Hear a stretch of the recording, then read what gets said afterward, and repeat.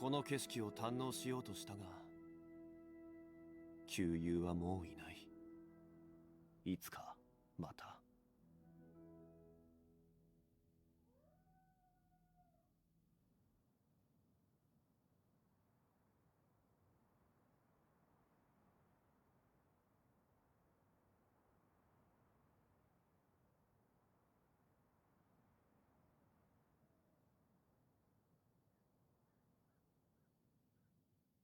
次はどこに行くんだ？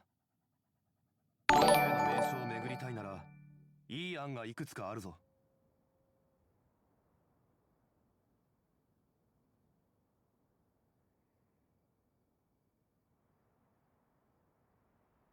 この景色を堪能しようとしたが、旧友はもういない。いつかまた。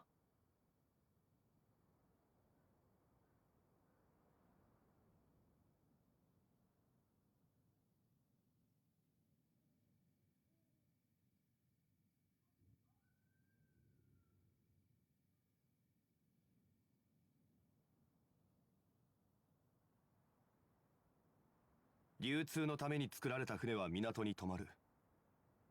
だからリーウェはあらゆる富が沈着する場所だ。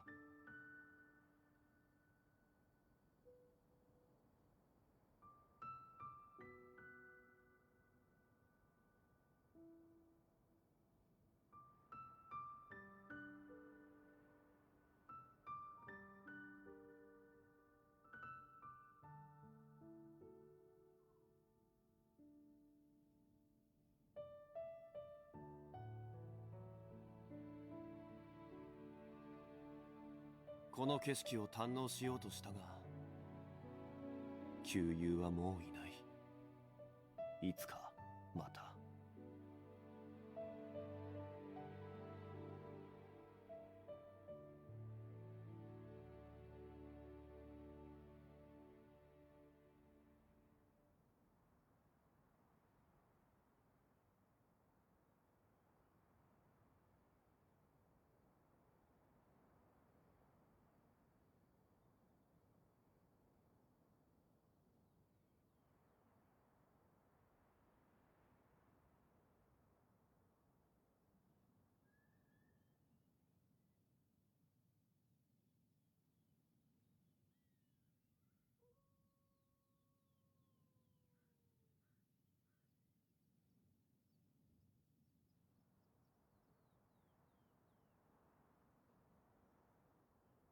旅はいつか終わりを迎える。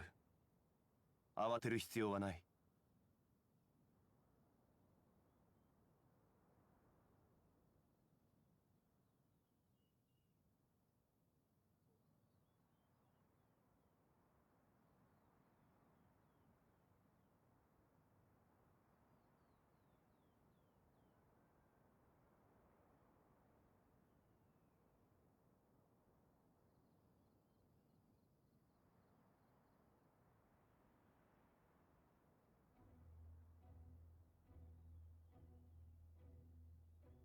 流通のために作られた船は港に止まる。だからリーウェはあらゆる富が沈着する場所だ。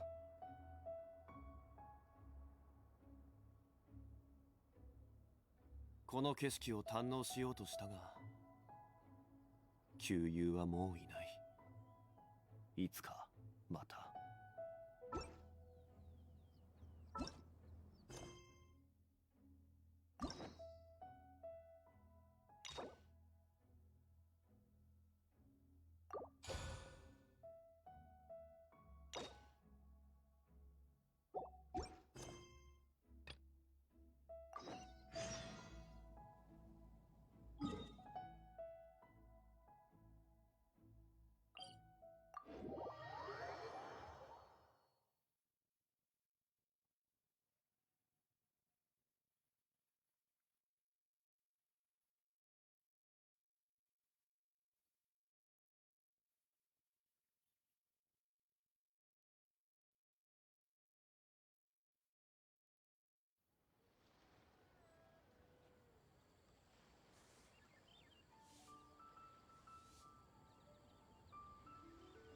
花を買い、酒を持ち、船の上からリーユエの景色を堪能しようとしたが、共に過ごした旧友はもういない。あの古き友との再会はいつ叶うだろうか。さすがリーユエ人。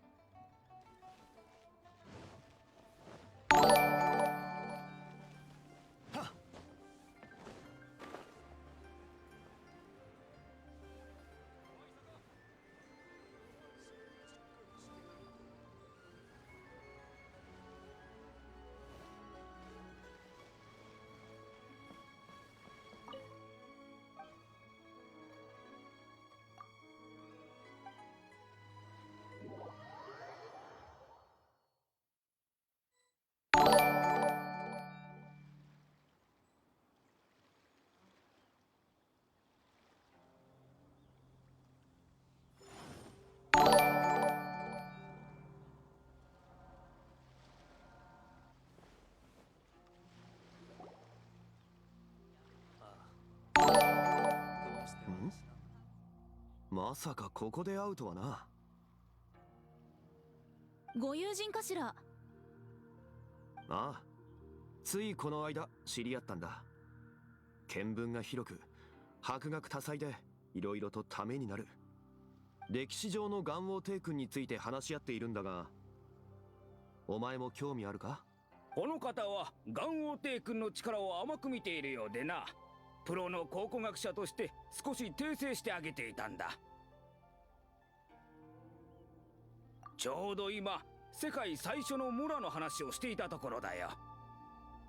世界最初の村？元王帝君の導きにより先人たちは功績を精錬し、諸国と貿易を展開したのは誰もが知っているだろう。今のリーユエには全大陸で唯一モラを製造できる権利がある。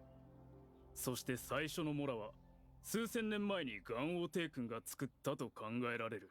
私の考察、それから推測だと、この歴史的意味のあるモラは記念品として今も大事に保存されてると思うわ。例えばリーユエを管理する七星は就任前に秘密裏に行われる儀式があって、そこで。いやいや、私の研究だとこの最初のモラはそう単純なものではない。ご存知の通り、モラは触媒の一つである。今もモラを使って武器を強化する術が存在する。世界最初のモラには強い力が秘められているはずだ。だから今度出す私の本でこの10年間の研究成果を証明してみせようと思っている。ズバリ、元王帝君はそのモラを使って刀と剣を強化したという歴史を。刀と剣を？知りたければ私の本を買うといい。ちなみにその刀と剣を手に入れればリーユエの王になれると言われ。それはどうだろうか。おや？刀剣の真相の考察は置いておくとして、モラが生まれた理由は契約を結ぶための手段だ。モラを使って取引させることこそが本意だと思う。だから最初のモラも普通に通貨として使われているだろうん。私は漢学殿の仮説は面白いと思う。逆に勝利殿。う。いや、俺はあくまで事実。私よりも元王帝君の御心がわかるというのかい？歴史に関しては俺も詳しくはない。だが意見が分かれなければ切磋琢磨もできなくなる。では聞こう。1000年前、元王帝君が先人たちに建築の技術を教えた。その時使われた。その通りだ。では仮にモラに侵力がないとして、なぜ元王帝君はそんな。簡単だ。それはモラが最も手に入りやすく。元王帝君の話だからな。勝利殿、その考古学に関してああ、構わないが、友人も一緒でいいか？きっと力になると思うぞ。ぜひご一緒してほしいわ。さあ行きましょう。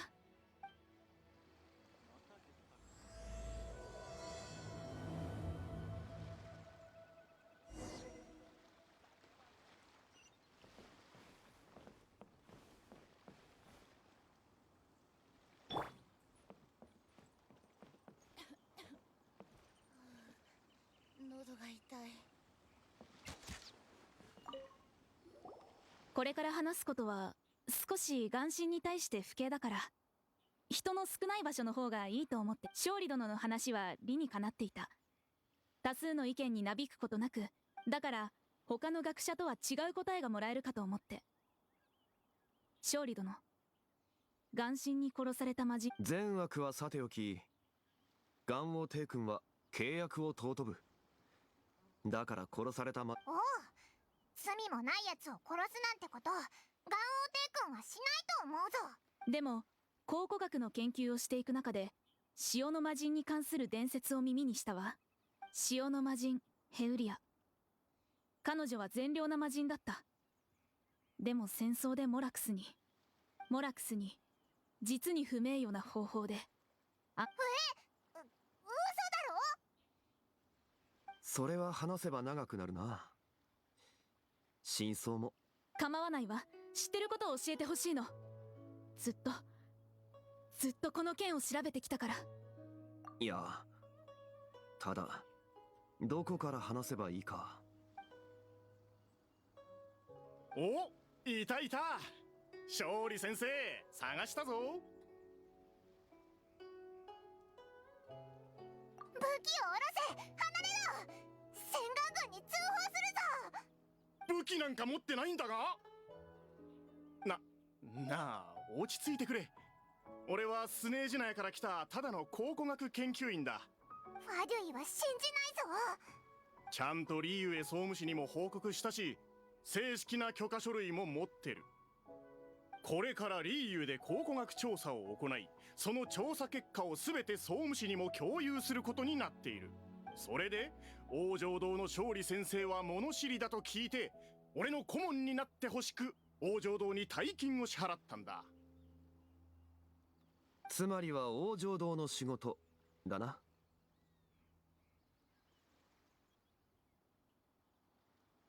仕事なら仕方ないさ。王城堂には世話になっているからな。さすが勝利先生。じゃあ今すぐ出発しようか。待って、私もついてっていい？私も考古学者。では先ほどの話はまた後にしよう。そうだ、お前も一緒に来い。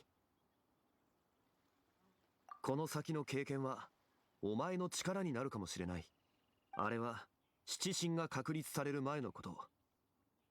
魔人はもういないし、お前の目標でもな。待て、これは観光じゃなくて考古学チームだ。しかし俺の友人には唯一無二の才能がある。かなり役に立つと思うぞ。へえ、どんな才能だ？宝箱を絶対に見逃さないという才能だ。オイラも得意だぞ。確かに役に立つな。許可では早速、例の渦の魔人が軍玉閣によって鎮圧された場所を見に行こう。何かあるかもしれない。古物や痕跡、魔人のかけらがあればもっといい。とにかくきっと何かしら収穫はあるはず。喉が痛い。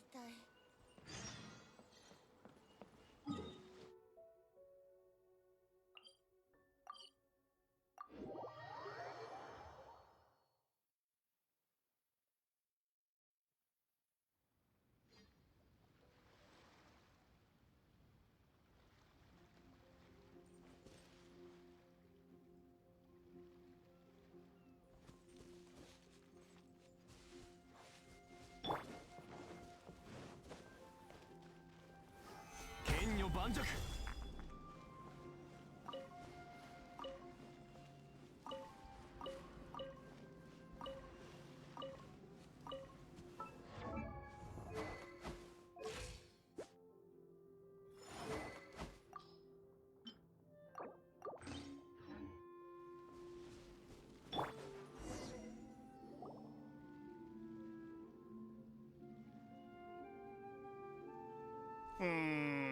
特に変わったところはないな。結構壮大。景色の話じゃない。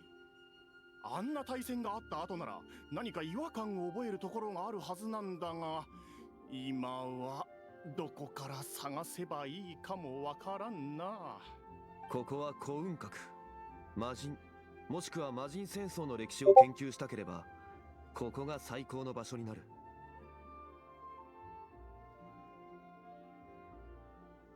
伝説によると元王帝君は岩の槍を海に投げ魔人を封印した。その岩の槍が長年の風化を受けて今の景色となった。こんな大きい山が元王帝君の武器？俺たちが見ているのは氷山の一角に過ぎない。あの時帝君が投げた槍の数も体積もこれをはるかに超えている。ただ角度の違いやそれから海水や重力の影響でその多くは海の底に沈んだんだ。そのため風化だけでなく最初の崩落も。じゃああんな桁外れの力を持った者と戦った魔人。ああ、だから古雲閣には研究のあの歴史と関係するものの多くは海に沈んだが、渦の魔人が大波を引き起こした影響で何かが。つまりちゃんと古本収穫はあるってことだな。それなら安心だ。この人数なら手分けして探した方がいいだろう。ああ、では俺は友人と共に行くことにする。雑学はわかるがプロの考古学者のあ、私なんだあんたの本職。分かったわ。ああ、珍しいものを見つけたらそうだな。あの古い魔人は元素の痕跡を残したはずだ。それをたどってみるといい。元素資格で確認してみようぜ。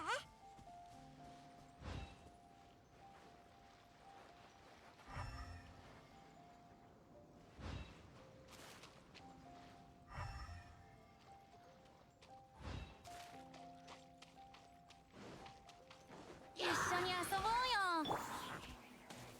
剣女盤石。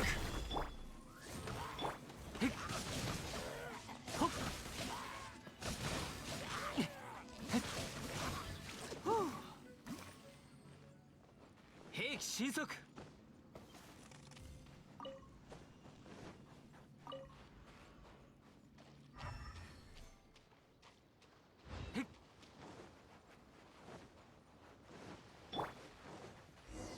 風だ。天理チョーク。剣女盤石。さてなんでここにも敵がいるんだ？古雲閣はもともと魔人を封印した場所。それらの残滓が今も影響しているんだ。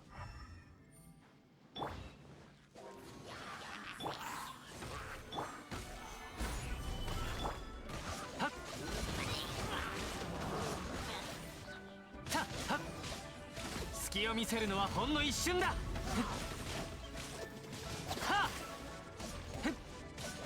さて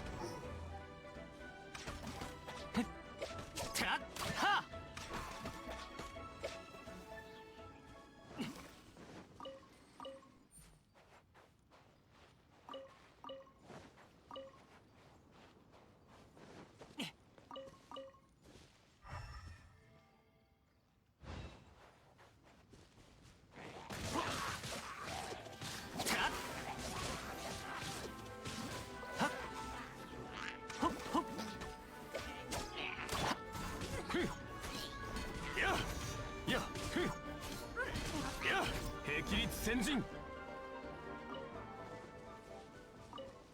やっはっ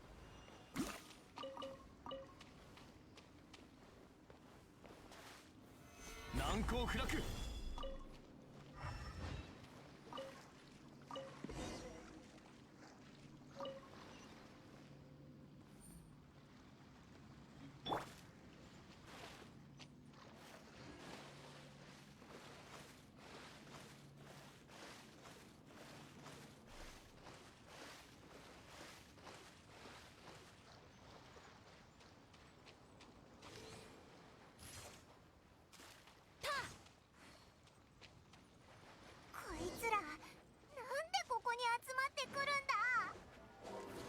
おそらく真ん中のあれに魔人の力が残っているからだろう。しかし水星の原型獣か。契約がある限り個人の感情は関係ない。そいつらを倒してあれを回収するぞ。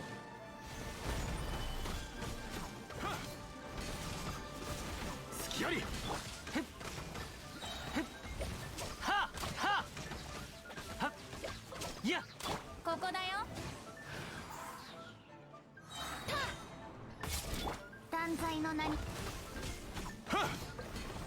剣女盤石。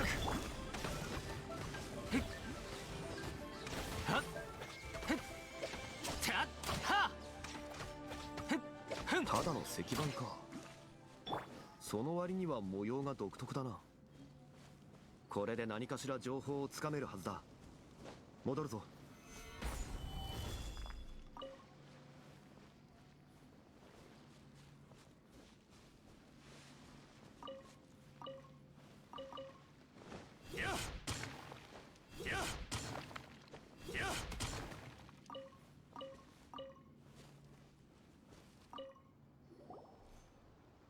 あんた本当に考古学者か？何も知らないじゃないか。本当に大丈夫なのかよ。術業に先行ありって言うでしょ。ちゃんと説明してるじゃない。喧嘩はやめろよ。何があったんだ？こいつ考古学者なのにこの辺りの遺跡について何にも知らないんだよ。むしろ俺の方が詳しいくらいだ。だから俺の勘と経験で価値のありそうなものを持ってくることしかできなかった。ああ、私はずっと塩の魔人の研究をしてたんだから、詳しくないのも仕方ないでしょ。そっちこそモラのことしか聞いてこなかったじゃない。貴重な文化財のそれはモラで言えば一番わかりやすいだろ。まさにリーユへの伝統だ。二人とも少し落ち着け。お互い見つけたものを一緒に確認しよう。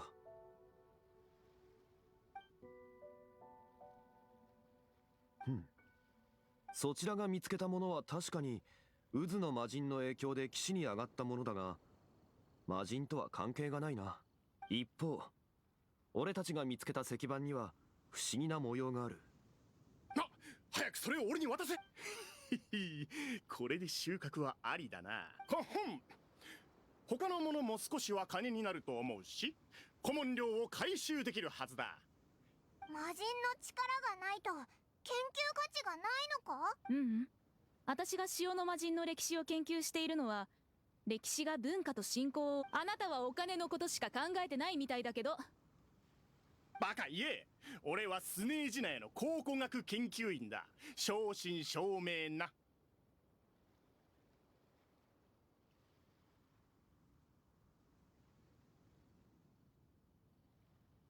そうだ、あのコップは売らない方がいいぞ。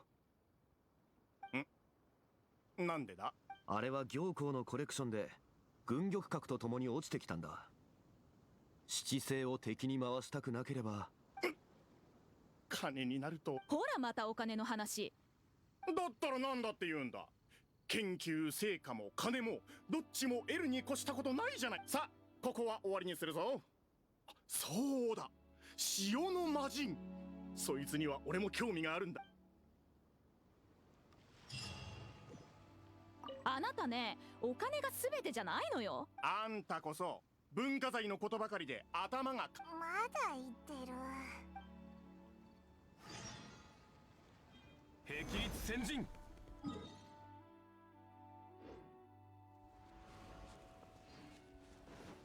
はっ。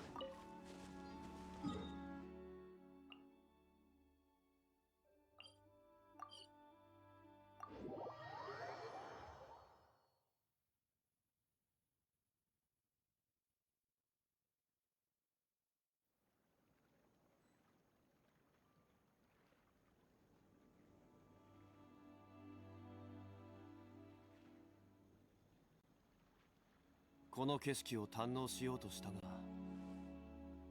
旧友はもういない。いつかまた。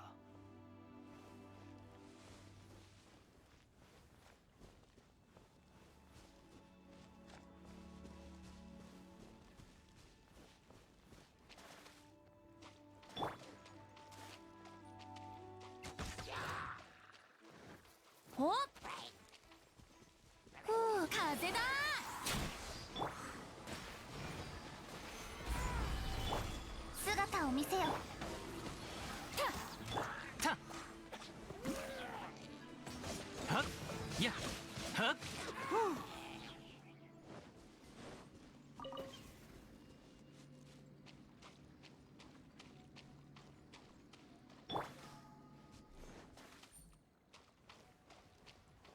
霹靂戦一緒に遊ぼうよ。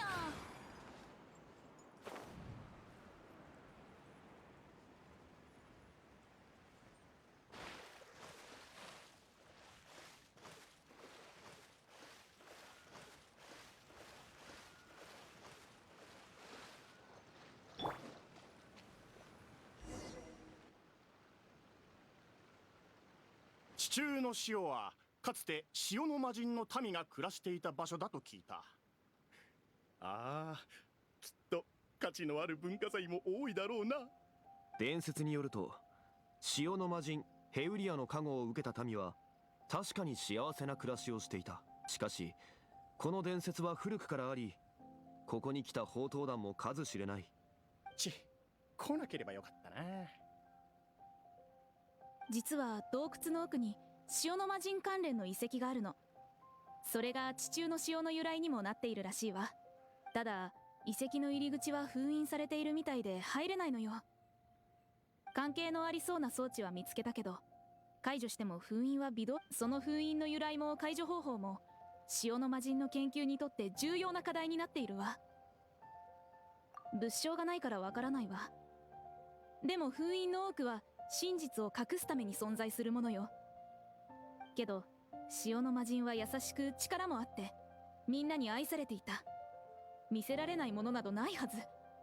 だから真実を隠したいのは犯人のモラクスだと私は考えているわ。ガンオーテイ君はそんなことしないと思うけど。そんなのどうだっていい。それよりその遺跡には塩の魔人の宝物があるんだろうな。人の話を聞きなさいって。あったとしても封印を解かないと入れないわよ。勝利先生がいるじゃないか。何でも知ってるし、封印だって楽勝だろ。あの封印は長いこと存在していて謎だらけだから、きっと勝利殿だって。多少ならわかる。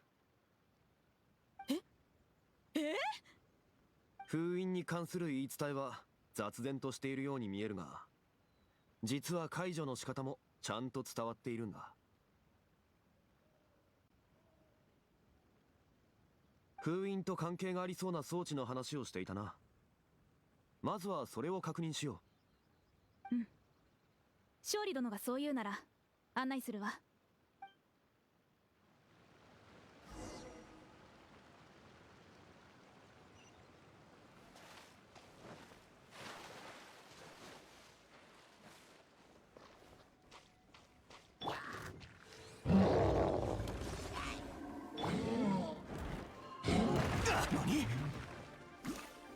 剣女盤石。一緒に遊ぼうよ。風だ。天理チョーク。姿を見せ。いや、痛いから我慢しろよ。いや、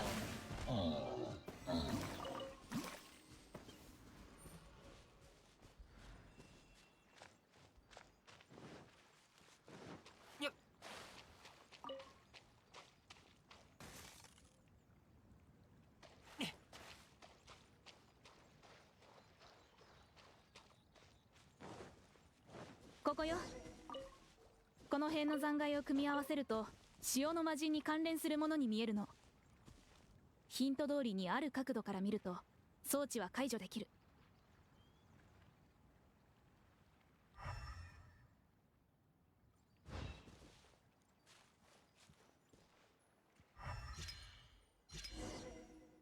ほら、解除できたのに封印は微動だにしないの。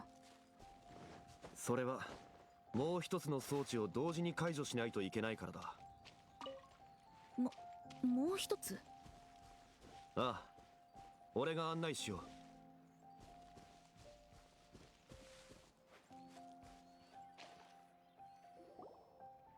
ここ。ああ、変わった元素石碑があったわ。これも関係があったの。封印を調べるために神の目を持った人を石碑に明かりをつけた後、ここの石碑は正しい順番で明かりをつけないと封印の解除ができない。そしてヒントは魔人戦争に関する文章の南は天候、東は陽光、西は絶運、北は計作。広いリーウェに居場所がないとは。それ聞いたことがある。ああ、この文章は潮の魔人とも関係がある。この優しい神は苦しむ民に居場所を与えるためリーウェ各地を歩き回った。しかしあの戦火にまみれた時代、一国の平和でもかなり贅沢なものだった。最後彼女が見つけたのは今の地中の塩という場所だ。でもその安らぎもモラクスに壊された。そんな古臭い伝説の話よりも早く封印を解除しよう。せっかく天候は南、陽光は東、絶運は西、計作は北。このヒントがあればお前もわかるだろ。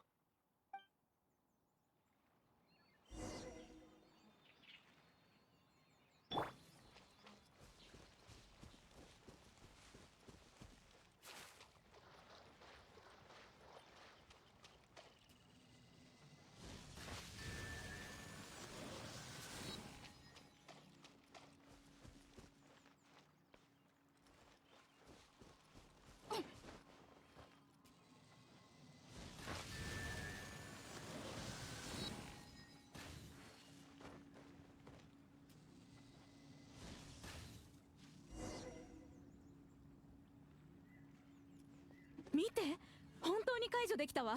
さすが勝利殿。多少知識があっただけだ。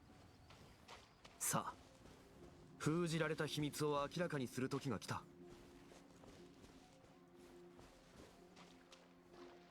揺らぐことが。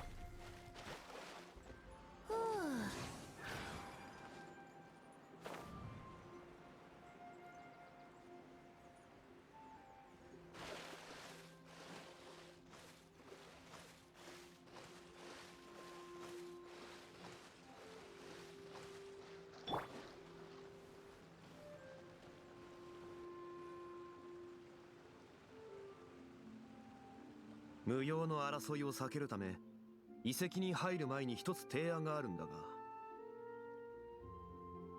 何でしょう。契約を結んでほしい。内容は順番に物を取る、一度に一点のみ。誠意を示すため俺はカウントしなくていい。おい、せっかくのチャンスを諦めるのか。俺は認めない。この半人前の考古学者と収穫を当分しろってか。ありえない。それはこっちのセリフよ。塩の魔人の文化財が台無しになるわ。絶対に無理。もし契約を結べないのなら顧問を降りるしかないな。この遺跡にある宝と罠の対処は二人の判断に任せる。それは分かった。塩の魔人の宝物だ。その半分でも十分金になるだろう。契約に応じてもいいけど、塩の魔人の真相を見つけたら、たとえモラクスに不利なことであっても公正に判断してほしい。その条件なら受け入れよう。では行こうか。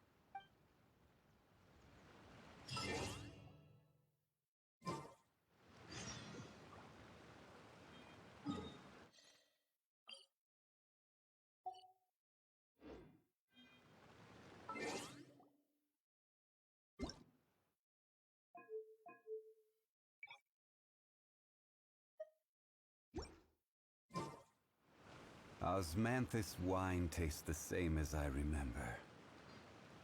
But where are those who share the memory?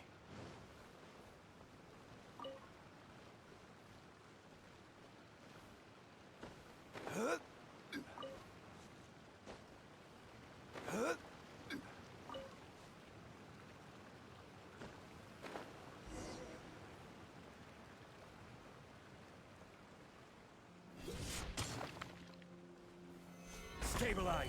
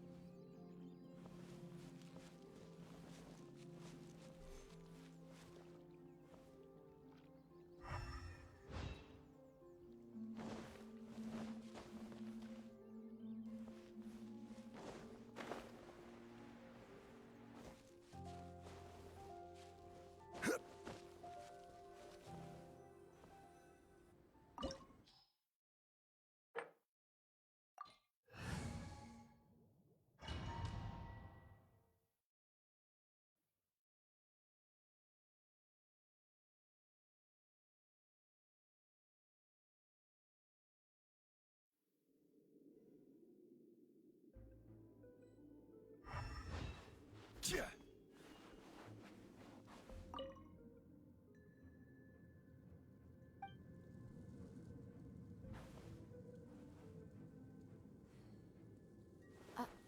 Are these statues? No. These are people. Duh. They were probably followers of the god of salt. How did they become this way? What in the world is hidden deep in this ruin?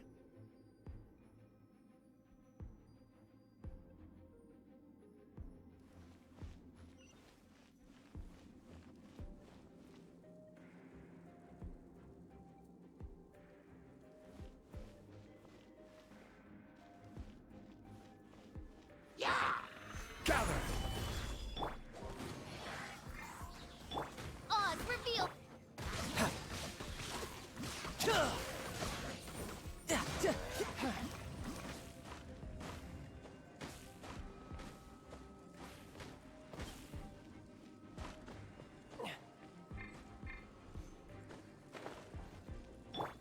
Yahoo!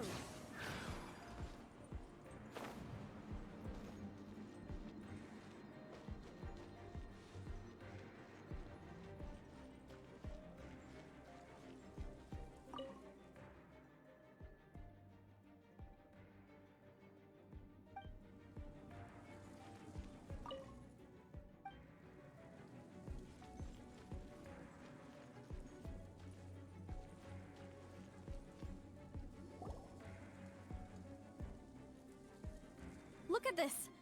It's filled halfway with salt. Just looks like a fancy salt holder. Seems like the god of salt was a god lacking in treasures. According to my knowledge, it's no ordinary vessel.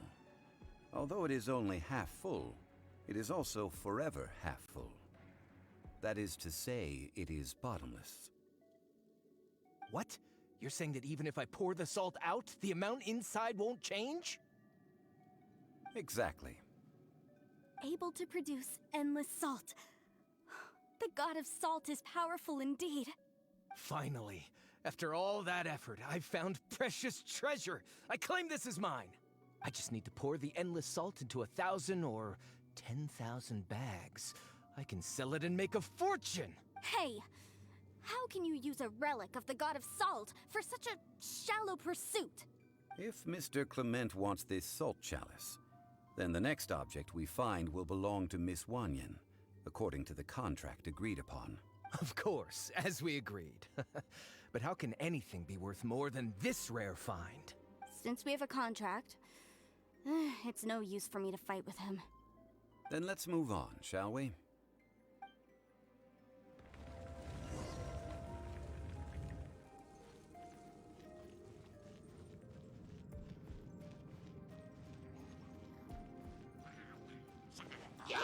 Think you can get away?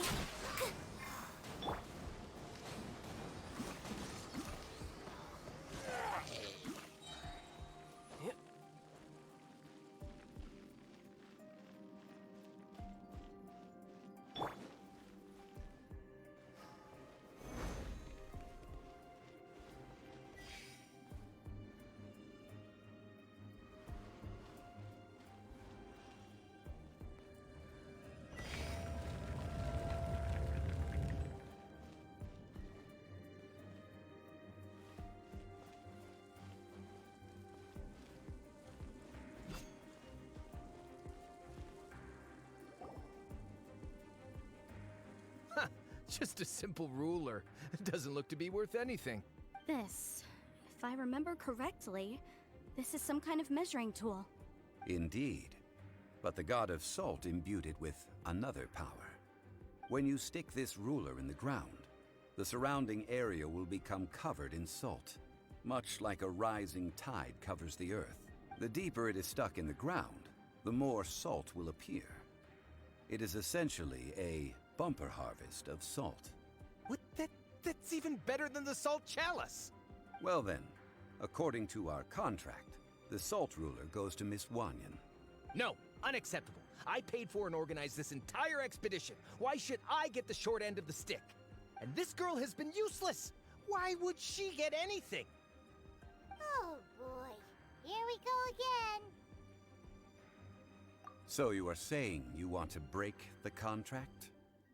So what if I break it? Now that I've seen how the mechanisms in this ruin work, I no longer need you. Let's not forget who hired who here.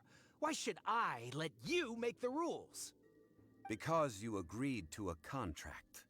Rex Lapis once said, "Ones who break their contracts shall suffer the wrath of the rock." That is one of your Liyue gods. I am from Snezhnaya.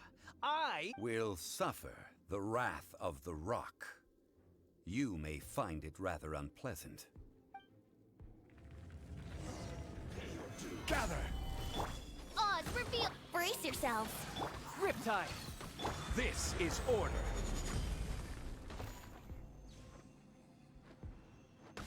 Prepare yourself. Crumble! You can't run from death. I shall confiscate your treasure as well. You are not worthy to continue any further into the ruin. Leave this place. Oh, darn you! Just you wait.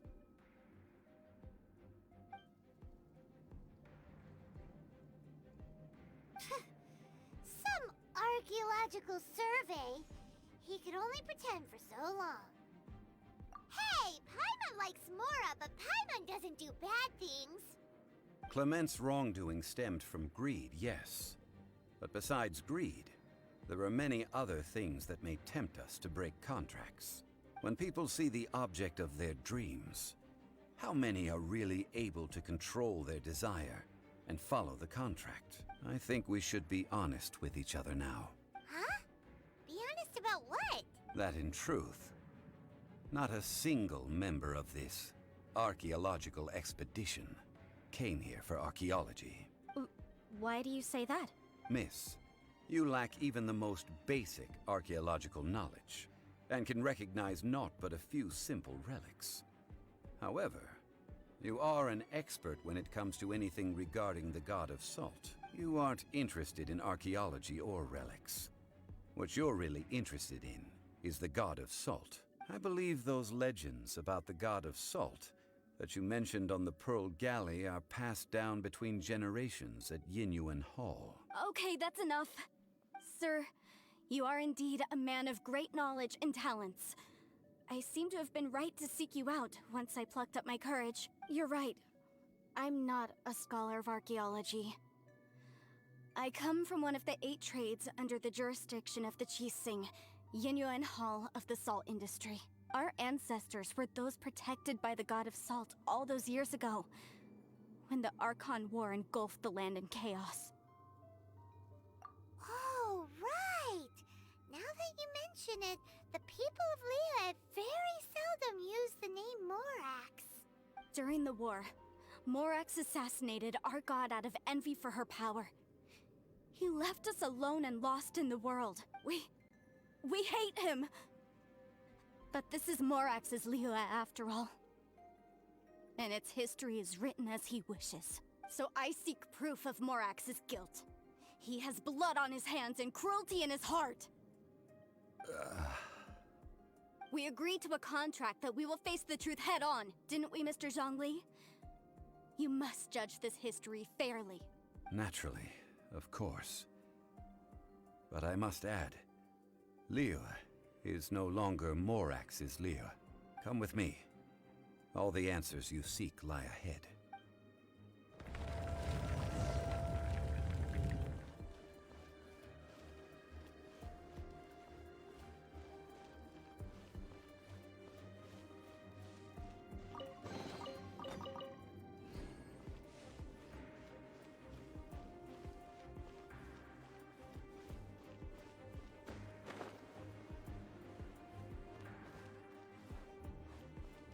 crumble!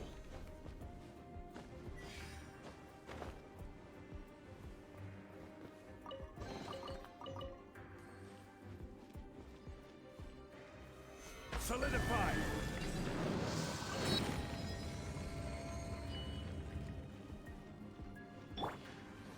Here we go. Think you can get away? Oz, reveal! This is order! Stabilize! Bring it on! Riptide! Midnight Phantasmagoria!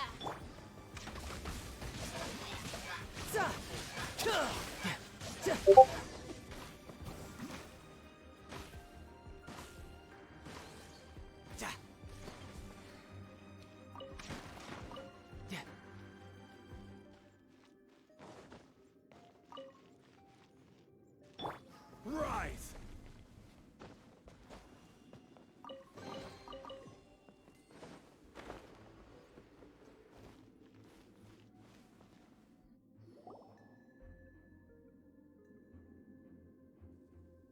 This is a sword? Aha! It's a broken sword! This is proof! This proves that the God of Salt had to fight back against the evil Morax. But sadly, she was defeated. The power of this sword surely is much greater than that of the Salt Chalice and Salt Ruler. If we can repair the sword, then we can show the world the mighty power of the God of Salt. It does look like something left behind after being defeated in battle. 2 pieces of a broken sword. From an archaeological perspective, these are 2 separate relics. According to the contract, you can only claim one. Why? We were alternating claims to treasure, true. But Clement is no longer here. Yes, but the only one object per claim clause still holds true. You cannot take 2 relics at the same time. This logic! Zhongli, she seems like a good person, and no one is fighting over the treasure. How about you let this one slide, huh? When there's a contract, nothing can be allowed to slide. If the contract is not followed, then it is broken. No! If I only take 1/2, then it can't be repaired, and the power of the God of Salt cannot be restored. No matter what, I must be faithful to her. Even if it breaks the contract, I don't care. So you are already decided? Then there is a price to pay for breaking the contract. Zhongli! That is to say, you consign yourself to suffer the wrath of the rock. That's okay. The God of Salt gave up her life to protect her people. My sacrifice is nothing compared to that. Punish me however you want. Just let me take this proof of my faith. No, you can't hit her! Perhaps that punishment would be easier for her. But, as punishment, I will tell you the truth. Huh? The truth? You mean the truth is my punishment? Yes. The truth that I am about to tell you shall be your price to pay for breaking the contract. I'm afraid to say that the God of Salt, Havria, was not the powerful god you imagine her to be. Rather, she was a small and weak god who yielded to all other gods. When it came to war, she lost, never able to win a seat among the 7. What? During the Archon War, the gods of this world used all their strength and cunning to vie for control of Teyvat. But Havria instead chose to flee. She thought that by giving up before a fight could start, she could save herself and her people from the war. However, during such a long war, there is no end to the advances of aggressors. After making countless concessions, Havria lost all of her lands, until only one small haven remained. No! It can't be so. In her last days, she had not even a single blade to defend her people with. Not even a single blade? Then... this sword... This sword is not a relic belonging to the God of Salt. but is instead the murder weapon used to kill her. Murder weapon? No! That's not true! That can't be true! You're trying to test my faith in the god of salt! As I said before, I only state the facts. Preposterous! You are a follower of Morax! Don't try to trick me! Hey! Hey! Come back! Indeed. Otherwise, why would I use the truth as punishment? I did not want to tell her such cruel facts. But the contract was broken. Let's follow her deeper into the ruin.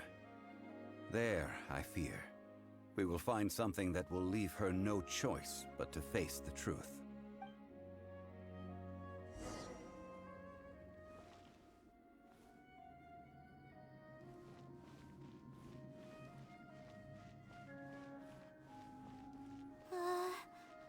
Are these statue thingies running?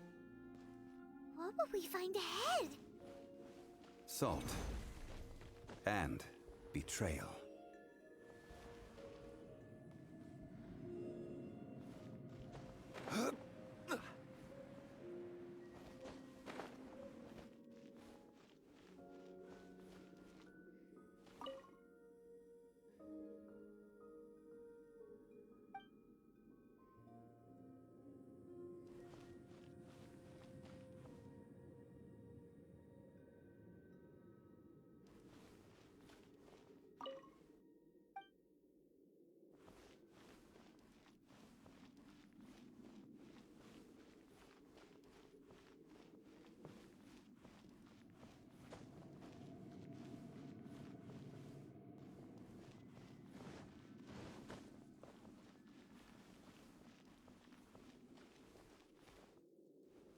Rise!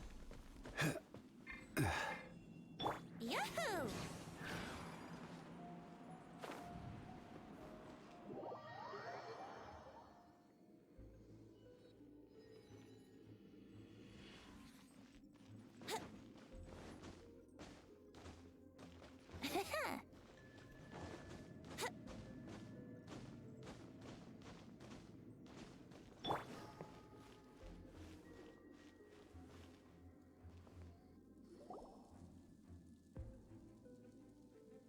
What are all these?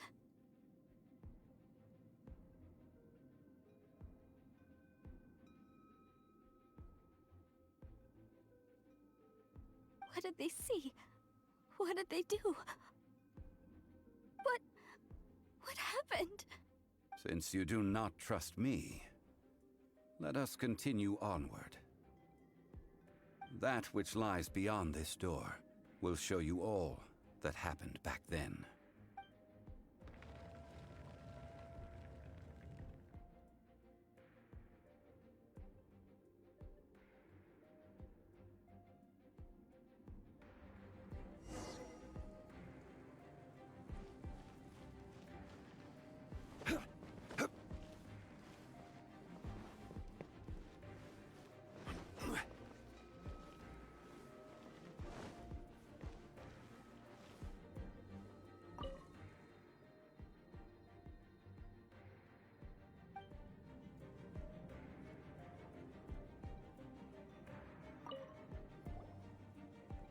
This is the scene of the crime.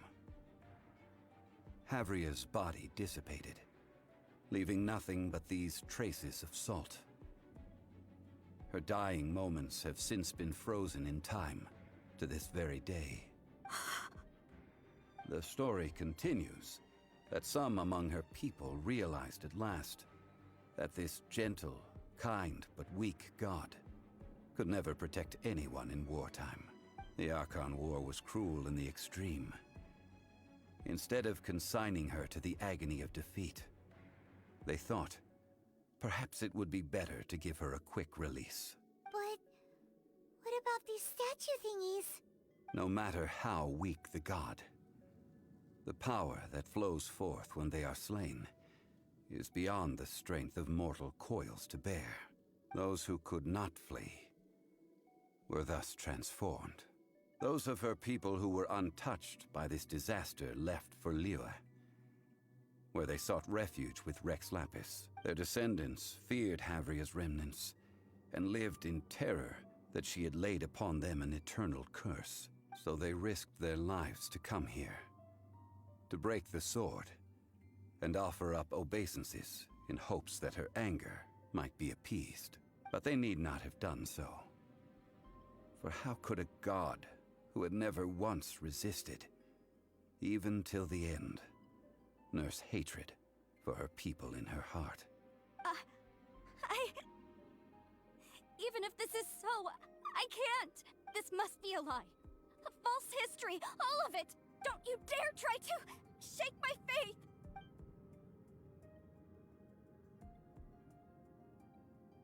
Yikes. Zhongli didn't show any mercy this time either. This is the price she must pay. Yet I would not call it a bad thing. Judging by how she appeared, I fear that she will struggle for a time. But even if she may not escape that struggle immediately, simply recognizing the truth is good enough for now. Indeed, in ages past, Havria's story served as a warning to me as well. Faith in a god who has already passed will do you no good. So it is for Havria.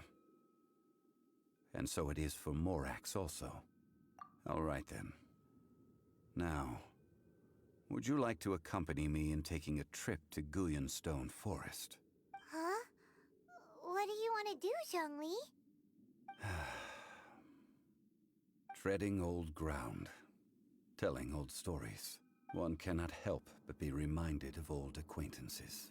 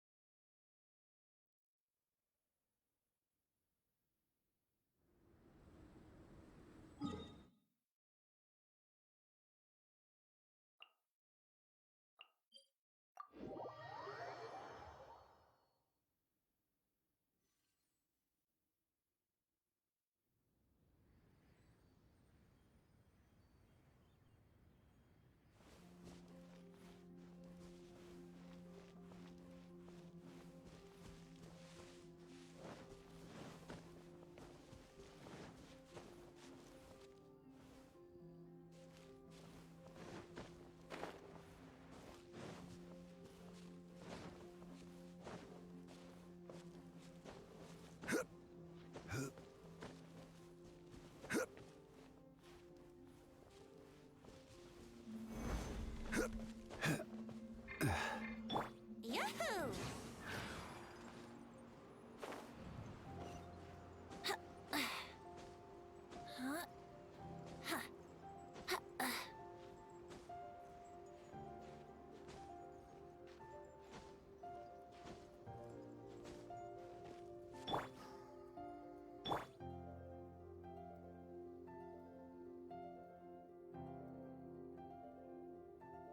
Let's play!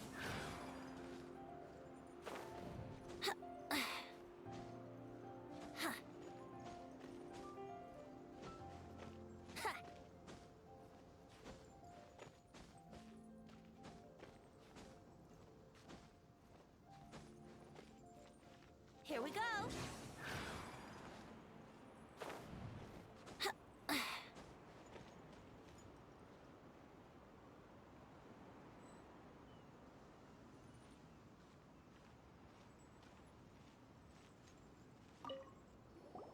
Now, I mentioned before that many gods of old have been sealed beneath the Guyonstone Forest. The Adepti have presently handed Liyue over to mortals, and Havria's time was even further in the past.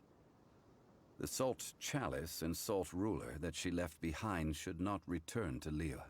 To leave them here is to let them slumber.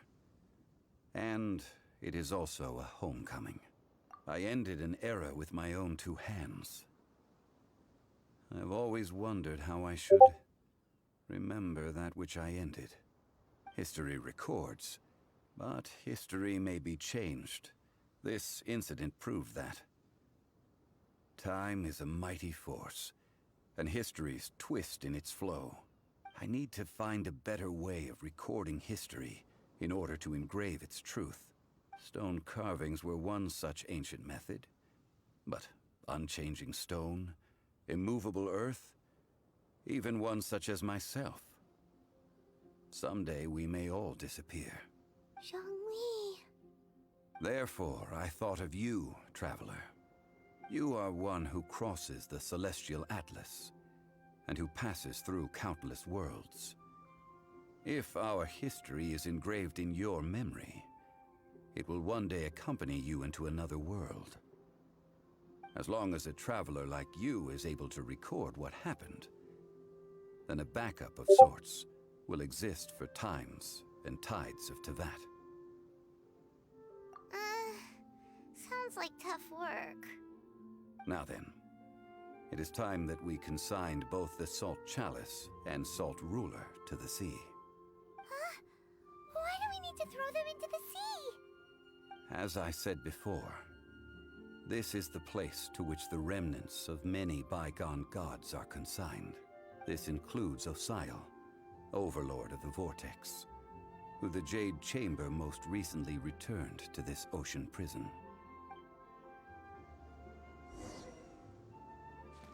Thousands of years ago, the Adepti and I fought against the turmoil that plagued every corner of this land. Guyan Stone Forest, where I sealed many gods with my spears. After so long, naught but folktales remain. Osial, you and I were foes, but our ancient grudge is but a bygone memory now.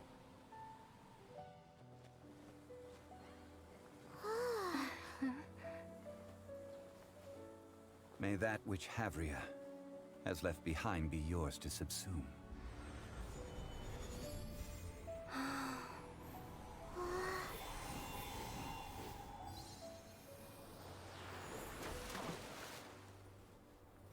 And thus another spark of divinity departs from Liyue. My legacy shall now be left to those who come after to debate.